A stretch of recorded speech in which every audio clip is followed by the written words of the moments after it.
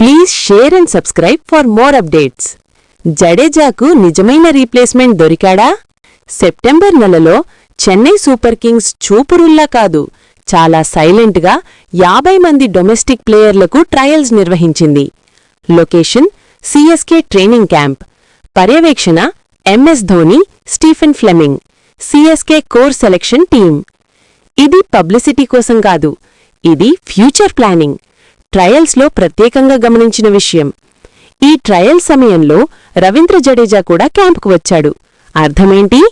జడేజా ఇంకా టీంలో ఉన్నాడు, కానీ సిఎస్కేకు తెలుసు అతను ఎప్పటికీ ఆడడు. రిటైర్మెంట్ తర్వాత ఖాళీ పడేది అతని పాత్రే.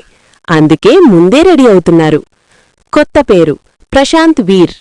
ఈ ట్రయల్స్లో సిఎస్కే ఎక్కువగా గమనించిన ఆటగాడు ప్రశాంత్ వీర్. అతని profile left handed batter, match అవగాహన, balanced player, bat plus fielding, ప్రెషర్లో కూల్ హెడ్. అందుకే వెంటనే మాట మొదలైంది, ఇతనే జడేజాకు రీప్లేస్మెంటా? ఇక్కడే నిజం చెప్తాను, hype cut. Prashant Veer equal to Jadeja కాదు.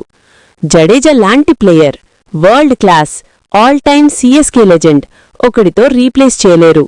సిఎస్కే కూడా అదే నమ్ముతుంది.